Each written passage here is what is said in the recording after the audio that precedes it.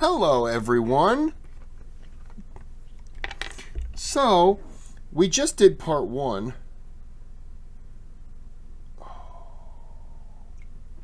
That's good.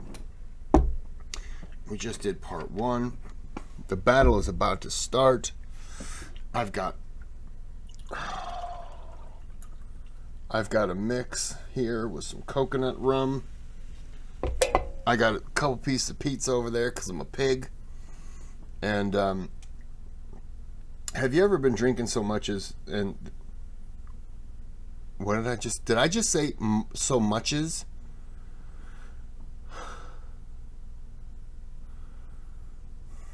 I'm going to apologize to everyone. I should stop the video right now and then just shotgun my genitals for saying so. I said so much as. Maybe I shouldn't drink that. I'm going to. I will. I'm going to. I said so much as. I'm just going to pretend like that didn't happen, because that would be embarrassing. So let's go ahead and get in with the video, so hopefully you'll forget that I said that.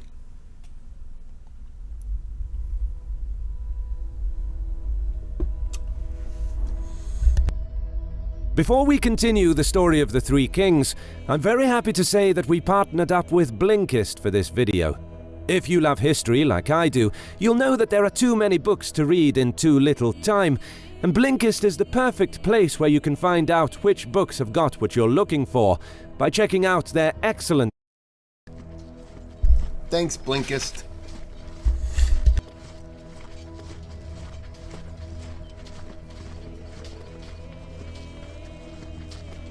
Without too much scouting ahead, when the Portuguese army crossed the river, they were bewildered by the large numbers of tribal cavalry and infantry that were assembling across the field. King Sebastian immediately decided that the only tactical option for his much smaller force of 23,000 was to form into a vast square. In the center, the wagon train was formed as a fort to protect the camp followers and provide a central anchor for the army. Portuguese regiments formed the flanks and rear of the square, mixed with contingents of cavalry and professional troops to boost their morale and keep the men in line. The front of the square was a formidable force, formed by experienced German and Italian mercenaries and other volunteers armed with arquebuses, who were trained to shoot and reload behind the protection of the wall of German pikemen. In addition, aiming to break up a potential massive charge by the Moroccans, Sebastian placed a series of wooden forts made of wagons which bristled with sharpshooters. Finally, an elite shock regiment of heavy... I've never seen anyone in all the videos put their wagons out there with sharpshooters on there. I've never seen that do that. Oh my goodness. It's the alcohol, I'm telling you. I've never seen anyone do that before, though. They always hide the wagon, because it's typically, you know, packed with supplies. That could be an interesting tactic. I'm sure somehow it's going to fail, but it's an interesting one. They'll probably set fire to it. The cavalry was drawn up in the front. Although vastly outnumbered, Sebastian's army was better equipped and more technologically advanced. On the other side of the field, the 50,000-strong Moroccan army formed a crescent shape. In the center, disciplined infantry and arquebusiers were arrayed in 2 lines, each several ranks deep. To either side were Moroccan townsmen, as well as renegades from Spain and Turkey. The third line was formed of Berber soldiers and cavalrymen on the flanks. Realizing that the Crusaders were better equipped and possessed technologically superior weaponry, Sultan Abd al-Malik rode out to galvanize the men. "You must oppose the Crusaders with valor, for you fight for your families, your life, and your honor. And should you die today, you will be led into paradise."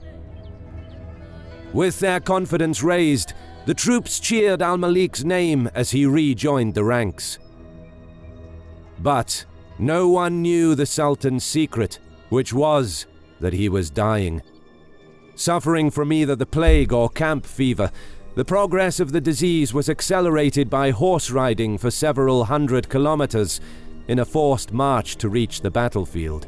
Oh no. Only the Sultan's brother and his faithful Jewish doctor knew the true personal costs that the Sultan would pay.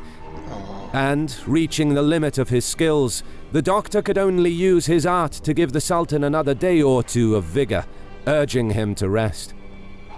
But Abd al-Malik refused to retire to his tent, insisting that there must not be even a hint of suspicion about his illness, in order to preserve the morale of the troops.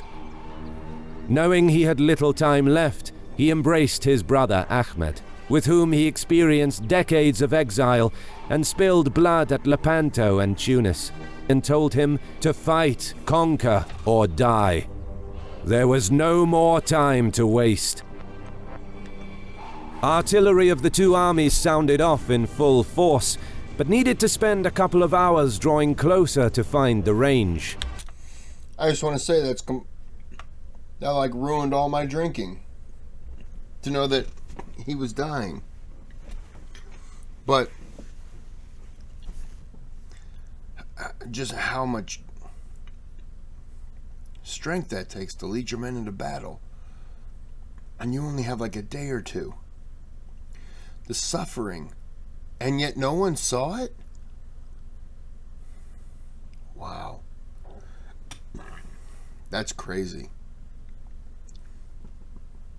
I would have been like, nah, I'm going to sit this one out, guys. I'm going to be in my tent crying like a baby. Then an hour before noon, the whole Crusader army knelt together as one in one last prayer. When they rose, the Portuguese elite shock cavalry leapt forth first on King Sebastian's command, followed by the Castilian crack infantry regiment. The king, though vastly outnumbered, decided to utilize his superior troops and strike decisively in order to avoid being overwhelmed by the enemy, knowing that his elite shock cavalry could single-handedly break and rout an enemy army many times their numbers. As the ground trembled under the hooves of the Crusader cavalry, Moroccan arquebusiers fired. Although their volleys were effective, the long reload time allowed Sebastian's crack troops to close the distance. As the Crusaders flung themselves into al-Malik's center, the Moroccan division in the front was broken instantly.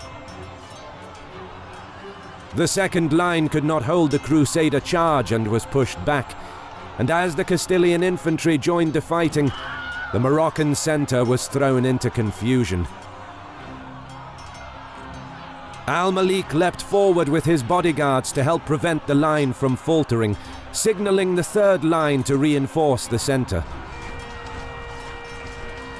As the unstoppable Crusader heavy cavalry hacked through the enemy center, the Muslims held on by a thread, and it seemed like their cohesion would break at any moment. Why aren't these guys turned in? Because no one's coming. Just turn in and kill these guys. And these guys over here. Why don't they do that? And I guess the easy answer is they're probably too far spread out to risk coming in, and then you send another attack unit, and then they got to get back. I guess that would be the answer. Because they're clearly not going to be that close together. Never mind. Leading from the front, Al-Malik and his regiment of experienced bodyguards, helped by the counterattack of Berber infantry from the third line, finally blunted the brave Crusader assault. And now, seeing that Sebastian's best troops were locked in ferocious fighting with his center, the Sultan gave the signal to his brother. Waves of tribal horsemen emerged from behind the small, gentle hills and undulated land of the valley, led by Ahmad al-Mansur. The impetus of the seemingly stunned Crusader cavalry had gone, as the gravity of the situation became clear, with nearly 20,000 tribal horsemen now surging forward.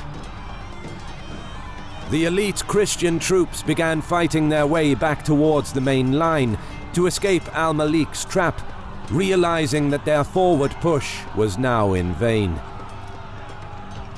The Sultan ordered his infantry to envelop the Crusader vanguard, and with his personal regiment of bodyguards, he disengaged from the fighting to join his brother's cavalry attack that was bearing down on the Portuguese defensive square.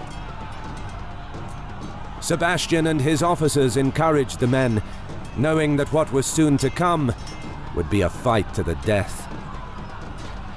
Meanwhile, in the Crusader vanguard, some of the Castilian elite infantry was trampled as the heavy cavalry was trying to retreat, and their situation was becoming increasingly desperate, with Moroccan troops now coming from all sides.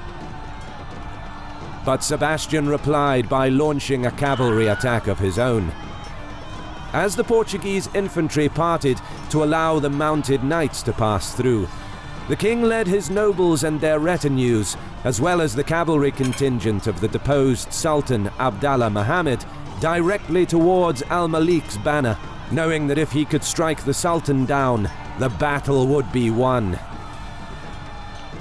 Sebastian... I don't know if the battle will be won just because he goes down. Oh. Hey!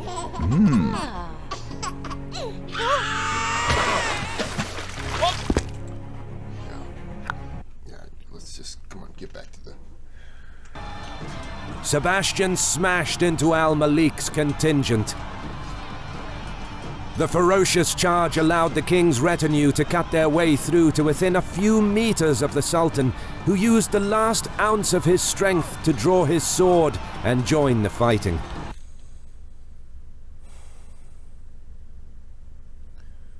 Wow. Look, I don't know exactly what al-Malik is suffering from, but I've had a cold before, which is just a nothing. And ain't no way I'm going into a battle with a cold. The whole time you're trying to fight, you can't breathe. You're like, jing, jing, jing. Hold on for a second, I gotta blow my nose. And the enemy's not gonna be like, oh, okay, I'll give you a minute. It's fine. Do you need a tissue? And they're gonna hand you something nice. No! There's no way I would be doing that. Getting tired, just took NyQuil. Be like, ding, ding, I gotta go take a nap, guys.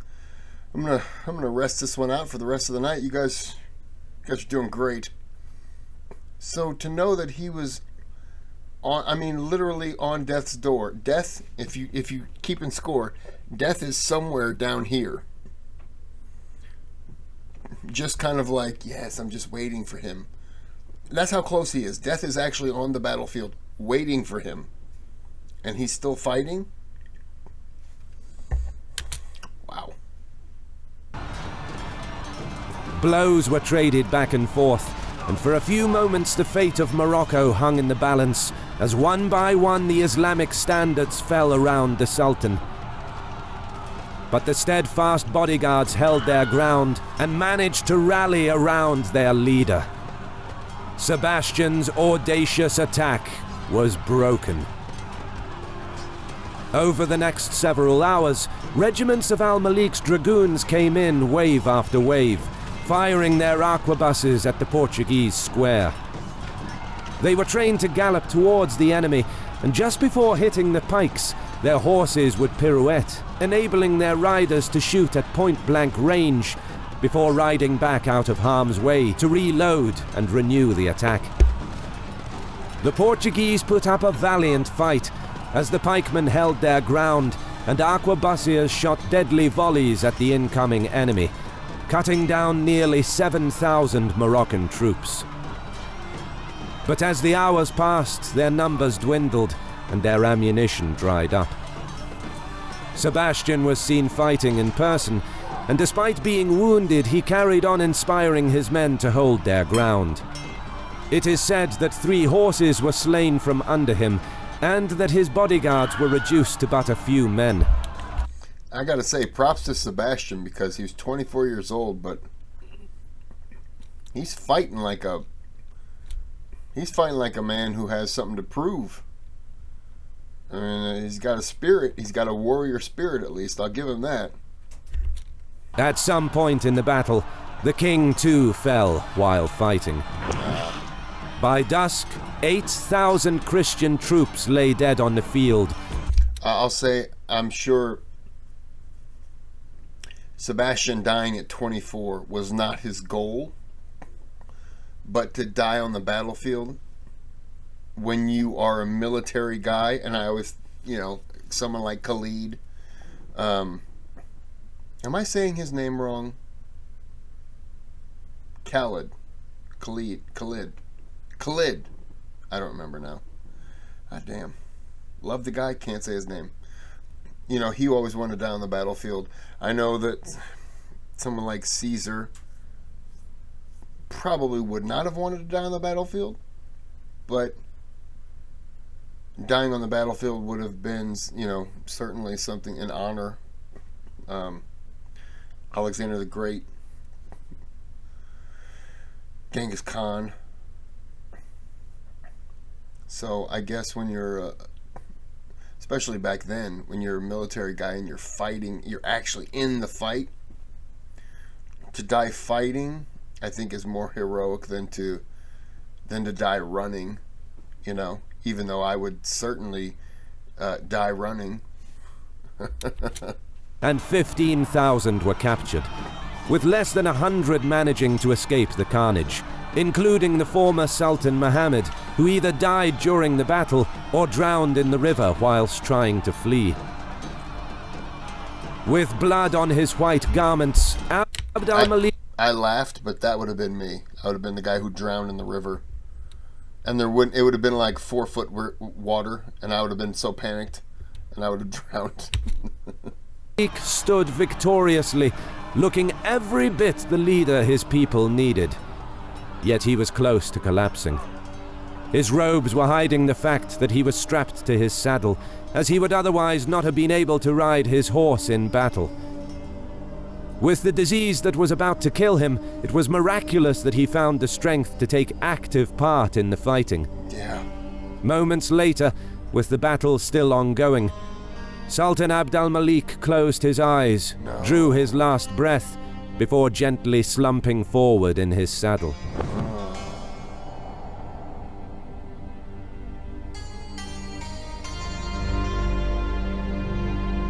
Three kings fell on that August the 4th, 1578.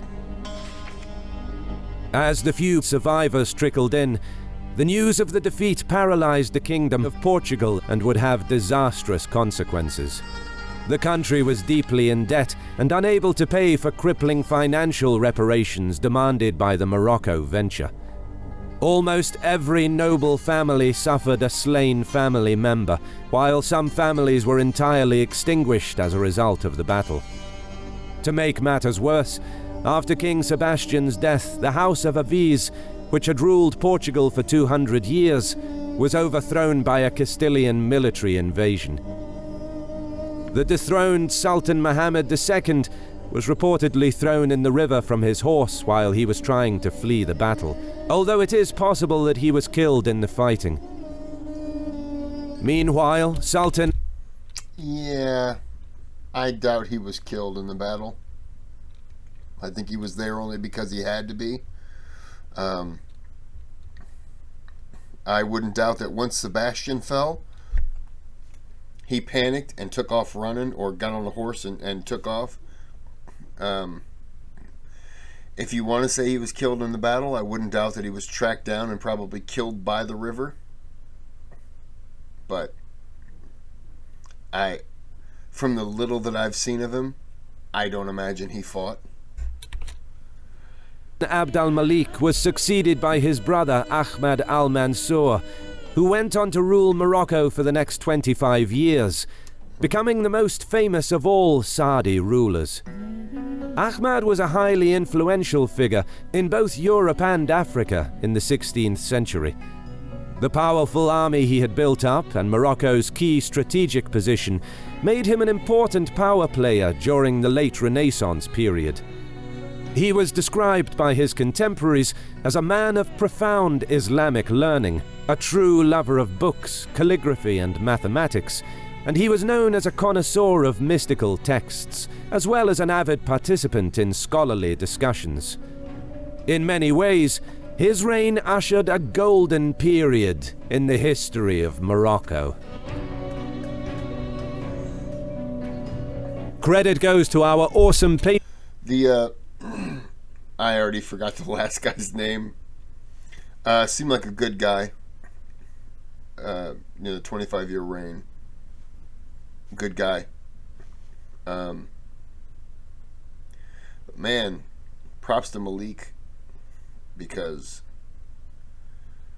I just could not have been easy. I just don't even understand how he was even. I understand he's strapped to his horse, but I don't even know how he was able to do that. That's crazy. But the brother seemed like a good guy. Man, he was probably crushed.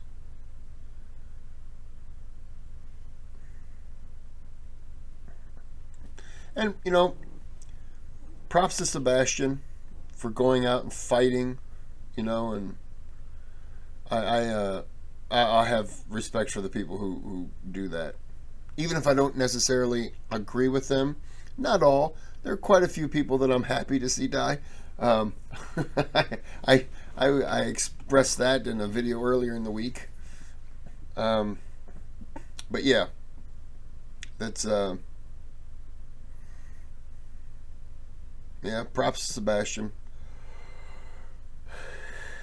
Now I understand why it was called the Three Kings. It didn't register. Battle of Three Kings. Okay. I just thought that was maybe a location. But yeah, I like this. This is a good video. I think I'm probably going to put number 1 up tomorrow. I'll put number 1 up tomorrow, which will be Thursday, 16th. Yep, something like that. Well, hey, I appreciate the request. I enjoyed it. Like and subscribe. And, man, I look like I've been drinking. All right, I'm ready for bed now. So, have a good night.